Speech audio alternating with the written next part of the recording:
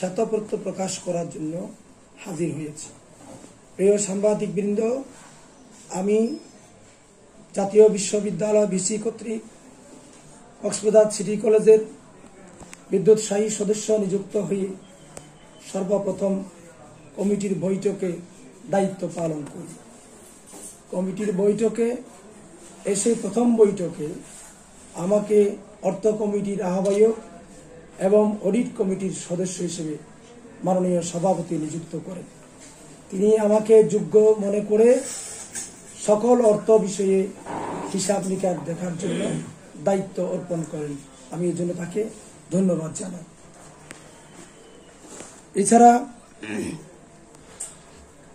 দায়িত্ব গ্রহণের পর আমি আমার কমিটির সদস্যদের নিয়ে অর্থ কমিটি এবং অডিট কমিটির রিপোর্ট কার্যক্রম শুরু করি। প্রায় 15 কর্মদিবসে কমিটির কক্সবাজার সিটি কলেজের হিসাবরক্ষণ কর্মকর্তাদের সহিত প্রিন্সিপালের সহযোগিতায় সমস্ত রিপোর্টগুলো আমি পর্যালোচনা করি। পর্যালোচনার পর আমি 20 কোটি টাকা মতো দুর্নীতির খতিয়ান পেয়েছি, যা আপনাদের সামনে উপস্থাপন করব। তবে দুর্নীতির প্রথম সূচনাটা শুরু হয় 2000 সাল থেকে। 2000 সালে তৎকালীন আওয়ামী লীগ সরকারের মাননীয় সাংসদ অধ্যাপকা এতিন রাখাইন সরকারিভাবে এই বিশ্ববিদ্যালয়ের সভাপতি নিযুক্ত হন। তিনি সভাপতি নিযুক্ত হওয়ার পরে একজন অযোগ্য প্রিন্সিপাল, যার কোনো যোগ্যতা নাই, একজন কলেজের অধ্যাপক প্রিন্সিপাল হতে যে যোগ্যতা লাগে, যোগ্যতা না থাকা সত্ত্বেও এই সভাপতি তার স্বামীকে এই কলেজের প্রিন্সিপাল নিয়োগ করেন। প্রিয় সাংবাদিকবৃন্দ, আমার আশ্চর্যের বিষয়, একজন স্বামী তার স্ত্রী তার স্বামীকে নিজ কলেজে সভাপতি দেওয়ার নিয়োগ করার বিষয়টি আমি খুব মর্মাহত এবং চিন্তিত। প্রিয় সাংবাদিকবৃন্দ, এরপরে আসেন 2014 সালে তিনি 2009 সালে আবারও আওয়ামী লীগ সরকারের মাননীয় সাংসদ নির্বাচিত হয়। কক্সবাজার থেকে নির্বাচিত হওয়ার পরে আবার কক্সবাজার সিটি কলেজের সভাপতি হিসেবে উপস্থাপিত হয়। এরপরে 2014 সালে তিনি মহিলা সংসদ সদস্য না হওয়া সত্ত্বেও একইভাবে এই কলেজের সভাপতি হয়। এইভাবে তিনি দীর্ঘ 15 বছর এই কলেজের সভাপতি ছিলেন। এখানে একটা আশ্চর্য বিষয়, জাতীয় বিশ্ববিদ্যালয় আমি আসার আগ পর্যন্ত জানেন না ওনারা স্বামী স্ত্রী দুইজনই এই কলেজের দায়িত্বপ্রাপ্ত। আপনারা মর্মাহত হবেন। বিশ্ববিদ্যালয় কর্তৃপক্ষ আমাকে এটা নিয়ে খুব প্রশ্ন করেছে, কক্সবাজারে কি এমন কোনো লিস্ট ছিল না যে ওনারা স্বামী স্ত্রী এই বিষয়টা জানার জন্য আমাদের কাছে একটা অ্যাপ্লিকেশন দিল না? আমি এ বিষয়ে তাদের কোনো জবাব দিতে পারি নাই। প্রিয় সাংবাদিকবৃন্দ, আমার এবার দুর্নীতির বিষয়ে আমি আসি। স্বামী স্ত্রী হওয়াতে কলেজের যারা অন্যান্য গভর্নিং বডির সদস্য ছিল তাদের কোনো প্রভাব না থাকায়, ক্ষমতা না থাকায় ইনাদের কাছে ওনারা হিসাব নিকাশ এর ব্যাপারে কোনো কর্তৃত্ব তাদের হাতে ছিল না।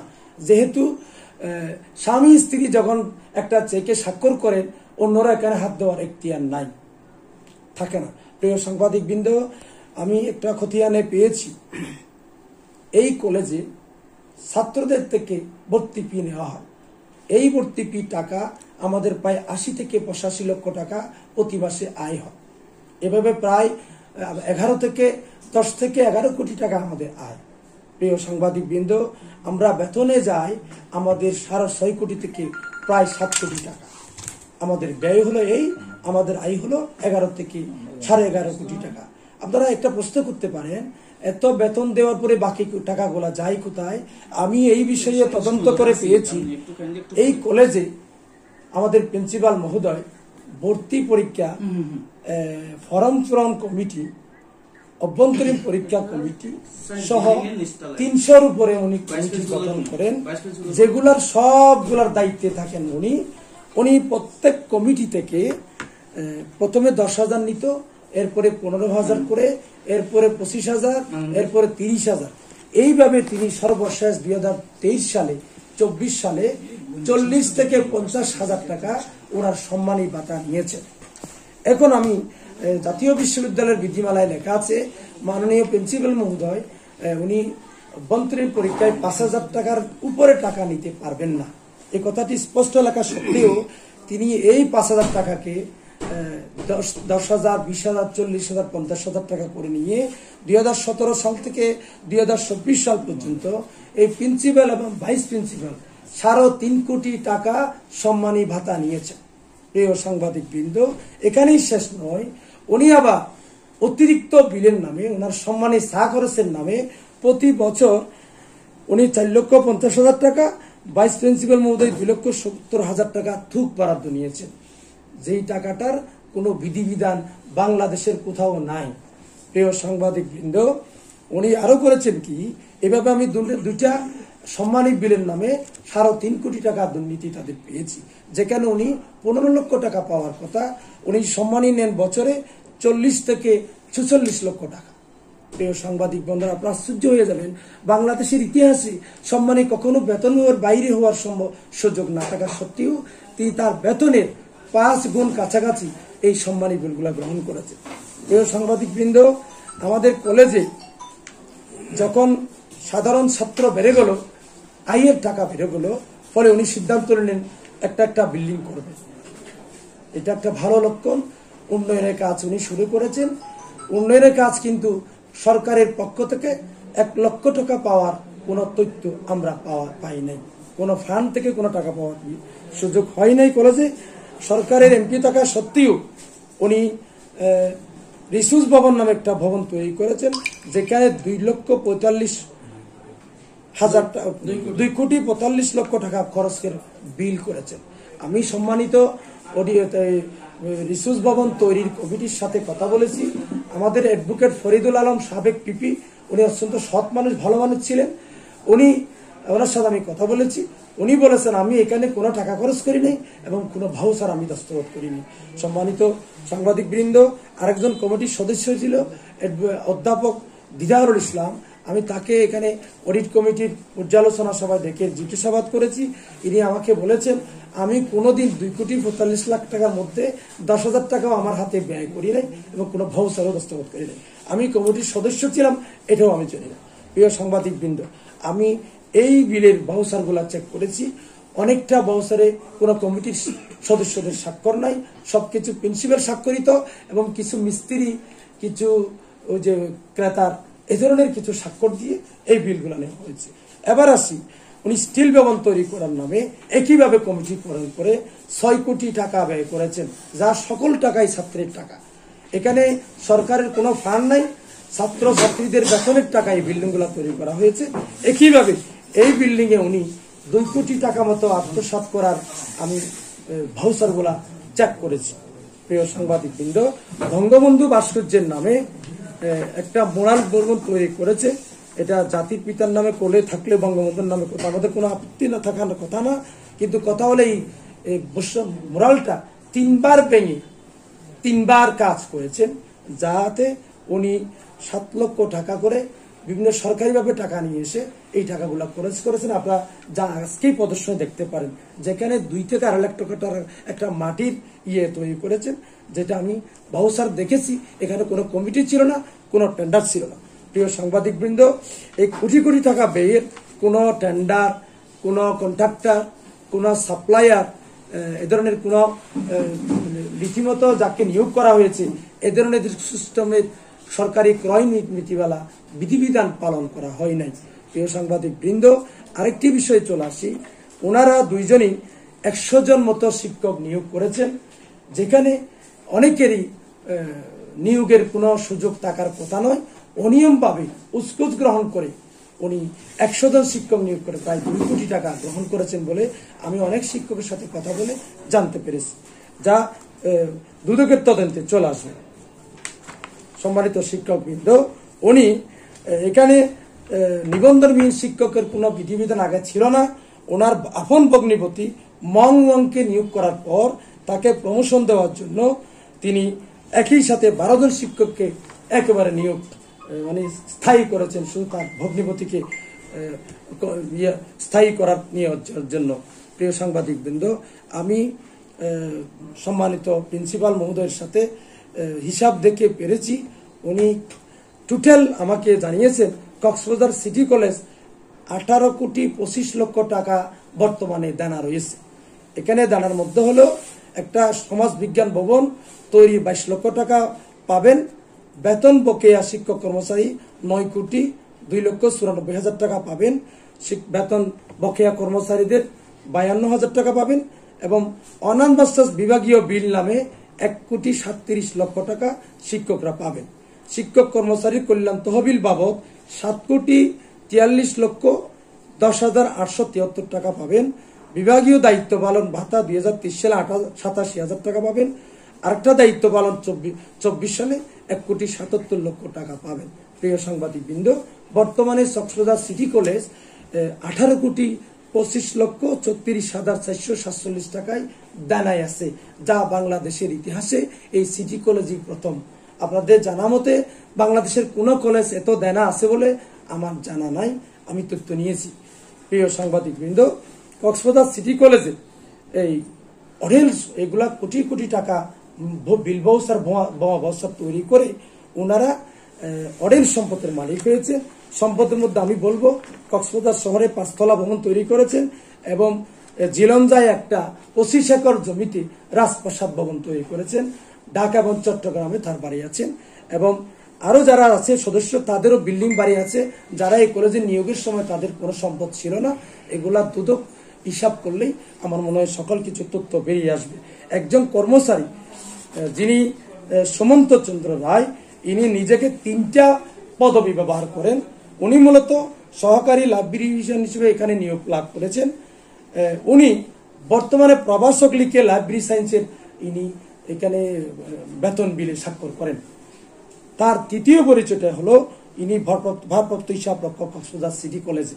এখানে দায়িত্বে ছিলেন মহিদুল্লাহ নামে এক শিক্ষক, বর্তমানে প্রদর্শক।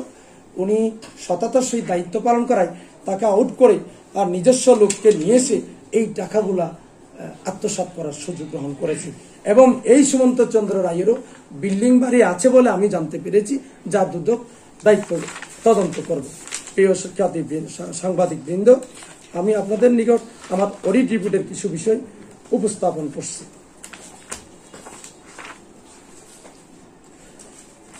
বর্তমানে আমার কলেজে 8,670 জন ভর্তিকৃত ছাত্র আছে। তন্মধ্যে রেগুলার ছাত্র প্রায় 6,000, বাকি ছাত্রগুলা অনিয়মিত। প্রিয় সাংবাদিক বৃন্দ, 153 জন শিক্ষক আছেন। তৃতীয় শ্রেণীর কর্মচারী 5 জন, চতুর্থ শ্রেণীর কর্মচারী 38 জন।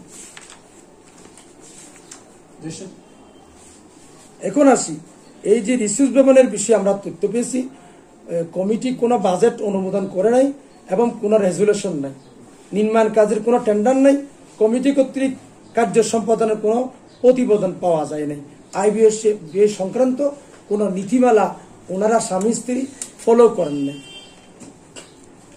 প্রথম ও দ্বিতীয় তলা নির্মাণের জন্য রেজুলেশন নামে কোনো কমিটি পাওয়া যায় নাই। অধ্যাপক দিদারুল ইসলামকে প্রশ্ন করা হলে তিনি কমিটির সদস্য হওয়ার বিষয়ে জানেন না এবং কোনো বিল বাউচারের স্বাক্ষর করে ইনি আমাদের কাছে জবানবন্দি দিয়েছেন। প্রিয় সাংবাদিক বৃন্দ, একইভাবে এসএস ভবনের বিষয়েও আমরা একই রকম তথ্য পেয়েছি। এক কথায় উনি এসএস ভবনে 3,96,00,000 টাকা যে খরচ করেছেন, ওনার নিজস্ব স্বাক্ষরে বিল বাউচার এবং কিছু কর্মচারীদের স্বাক্ষর এবং কিছু মিস্ত্রি এবং ওই যে যারা ইট বিক্রেতা তাদের স্বাক্ষর, যাতে কোনো অধ্যাপক বৃন্দের কমিটির সদস্যদের স্বাক্ষর নাই। প্রিয় সাংবাদিক বৃন্দ, ভাস্কর্য নির্মাণের নামে একেবারে টোটাল টাকাটাই একটা কলেজ ফান্ড থেকে তারা গ্রহণ করেছেন এবং আমরা যা তথ্য পেয়েছি সরকারি বিভিন্ন ফান্ড থেকে টাকা নিয়ে এসে এই টাকাটা আমাদের ফান্ডে জমা করেন নেই। একটা লিফট ক্রয় করা হয়েছে 17,48,225 টাকা, যার কোনো কমিটি নেই এবং কোনো রেজুলেশন আমরা পাই নাই। প্রিয় সাংবাদিক বৃন্দ, অতিরিক্ত দায়িত্ব প্রদানের নাম উনি সম্মানে বিল নিয়ে থাকেন 40 লক্ষ টাকা, আমি আপনাদেরকে প্রথমেই অবহিত করেছি। উনি আবার আরেকটা অতিরিক্ত বিলের নামে 4.5 লক্ষ টাকার বিষয় নেওয়ার বিষয়ে আমি আপনাদেরকে উপস্থাপন করেছি। প্রিয় সাংবাদিক বৃন্দ, দুর্নীতির প্রথম খাত হল 5,000 টাকা যে ওয়ারেন্ট নেওয়ার কথা উনি 40 থেকে 50,000 টাকা নিয়েছেন, যা সম্পূর্ণ অবৈধ এবং বেআইনি। এটা হলো তার প্রথম কাজ, যেখানে তার আয় হলো 40 লক্ষ টাকা। এভাবে ওনারা দুইজনে 3.5 কোটির মতো সম্মানী নিয়েছেন। প্রতি বছর তার সম্মানী বিল হলো 40 লক্ষ টাকা। প্রিয় সাংবাদিক বৃন্দ, যা বাংলাদেশের ইতিহাসে কোন প্রিন্সিপালের এত আয় আছে কিনা আপনারা খতিয়ে দেখতে পারেন। ওনার এই সম্মানী বিলগুলো হচ্ছে বেতনের 4 গুণ, যেহেতু উনি 300 কমিটি থেকে সম্মানী নেন। একজন অধ্যাপক একটা কমিটিতে সে একটা বিল পাবে, আর এ ধরনের 300 কমিটি হলে উনি 300 কমিটি থেকে কমিশন আকারে বিল পাবেন। তার কমিশন হলো আমার ধারণা 23 থেকে 33%। 1 লক্ষ টাকা বিল হলে 30,000 টাকা ওখান থেকে সম্মানে নিয়ে নিতে। প্রিয় সাংবাদিক বৃন্দ, যা বাংলাদেশের ইতিহাসে আছে বলে আমার মনে হয় না। এবার বাৎসরিক আয় ব্যয় আসি। উনি বিভিন্ন উন্নয়ন এইগুলা ছাড়া, এই যে কারেন্ট ঠিক করবে, ফ্যান মেরামত করবে, নালা ঠিক করবে, এই মেরামতের বিল উনি 2 কোটি 92 লক্ষ টাকা খরচ দেখিয়েছেন, যেগুলার কোনো কমিটি, কোনো দায়িত্বপ্রাপ্ত ব্যক্তি কর্তৃক করা হয় নাই। ওনার নিজস্ব ক্যাপাসিটিতে উনি নিজেই এগুলা টাকা খরচ করেছেন। প্রিয় সাংবাদিক বৃন্দ, এভাবে উৎসব ভাতার নামে, উৎসব খরচের নামে 2016 থেকে 24 সাল পর্যন্ত 1 কোটি 94 লক্ষ টাকা উনি খরচ দেখিয়েছেন, যার কোনো কমিটির কোনো তথ্য পাওয়া যায় নাই। শুধু একজন শিক্ষককে বলেছেন আপনি টাকাগুলো খরচ করেন, বিলটা উনি স্বাক্ষরে নিয়েছেন, এবং ওই শিক্ষক যে টাকা নিয়েছে বা চেক নিয়েছে এই ধরনের কোনো আমরা তথ্য পাইনি। প্রিয় সাংবাদিক বৃন্দ, বর্তমানে 18 কোটি 33 লক্ষ টাকা দেনা থাকার বিষয়টি আমি জানতে পেরে, এবং এক শিক্ষক আত্মহত্যা করার হুমকি দিয়েছে পত্রিকায় জানতে পেরে, এবং কক্সবাজার সিটি কলেজের শিক্ষকদের 30 মাসের বেতন বকেয়া থাকার বিষয়টি জানার পরে আমি এই তদন্ত কমিটিকে খুব গুরুত্ব দিই। এবং একজন শিক্ষক সে বলেছে আমাদের প্রিন্সিপাল মহোদয় আমাদেরকে জবাই করা ছাড়া ছুরি দিয়েই আমাদেরকে জবাই করতেছে, একথা বক্তব্য দেওয়ার পরে অধ্যাপিকা সুরাইয়া বেগম আমি এই তদন্ত কাজে উদ্বুদ্ধ হই। প্রিয় সাংবাদিক বৃন্দ, উনি এইভাবে বাৎসরিক একটা সবচেয়ে গুরুত্বপূর্ণ তথ্য হলো প্রতি বছর 23 লক্ষ, 48 লক্ষ, 32 লক্ষ, 14 লক্ষ ভাবে ঋণ গ্রহণের কথা একটা উল্লেখ আছে। যে ঋণ কেউ নিয়েছে কিনা, কেউ দিয়েছে কিনা এই ধরনের তথ্য পাওয়া যায়। অফিস সহকারীদের মাধ্যমে জানতে পারি প্রিন্সিপালের হাতে যেই টাকাগুলো জমা থাকে এগুলাকে ওনারা ঋণ হিসেবে লিখে রাখে। এগুলো আবার প্রিন্সিপাল থেকে কিছু নিতে পারলে এগুলো আদায় হিসেবে উল্লেখ করে। এভাবে এখন পর্যন্ত কলেজ 76 লক্ষ টাকা মতো ঋণ পাবে। এই টাকা প্রিন্সিপালের হাতেই রয়েছে। প্রিয় সাংবাদিক বৃন্দ, আপনাদের তো ধৈর্যের কথা, আমাকে একটু সময় দেন। আমি এই বিষয়ে এই দুর্নীতির অভিযোগের বিষয়ে আমি জাতীয় বিশ্ববিদ্যালয় উপাচার্য মহোদয়, মাননীয় মহাপরিচালক মাধ্যমিক ও উচ্চ শিক্ষা অধিদপ্তর, দুর্নীতি কমিশন চেয়ারম্যান ঢাকা এবং মহাপরিচালক দুর্নীতি দমন কমিশনে আমি গত 23/12/24 তারিখে রিসিভ সহকারে আবেদনগুলা জমা দিয়েছি। আমি বিশ্ববিদ্যালয় কর্তৃপক্ষের সাথে দেখা করেছি এবং তাদের মতামত নিয়ে আমি কাজ শুরু করেছি। ইনশাল্লাহ আপনারা যদি সহযোগিতা করেন আমি তাই এই দুর্নীতি বিষয়ে অগ্রসর হতে পারবো। প্রিয় আইন শৃঙ্খলা বাহিনীর সদস্যদের কাছে আমার আবেদন, আমার তথ্যগুলো উপস্থাপিত মতে আপনারা দ্রুত সিদ্ধান্ত নেবেন। আমি আমার জাতীয় নেতা কক্সবাজারের অহংকার জনাব আলহাজ সালাউদ্দিন আহমদের কাছে আমার একান্ত আবেদন, প্রিয় দুর্নীতিবাদী যে কোনো মুহূর্তে যদি সরানো না হয় কলেজের যে কোনো পরিস্থিতির জন্য কর্তৃপক্ষ দায়ী থাকবেন। প্রিয় সভাপতির কাছে আমার আবেদন, অত্যন্ত শান্তিপ্রিয় সহজ সরল সভাপতি, অত্যন্ত ভালো মানুষ, দায়িত্ব পেয়েছেন। তিনি আমাকে কথা দিয়েছেন দুর্নীতির বিষয়ে উনি ছাড় দিবেন না। তবে আমি দুর্নীতির সার্বিক তথ্য পাওয়ার পরে দ্রুত সিদ্ধান্ত না নেওয়ায় আমি নিজেই উদ্যোগ গ্রহণ করে অভিযোগগুলো গ্রহণ করেছি। সভাপতি মহোদয় আমাকে যদিও কথা দেয়, আমি দ্রুত সিদ্ধান্ত না নিলে এই অর্থ ফান্ড আমি যদি আটকাইতে না পারি, আমার কলেজ শিক্ষকগণ বেতন না পেয়ে ওনারা হতাশ হয়ে যাবেন। আরো মর্ম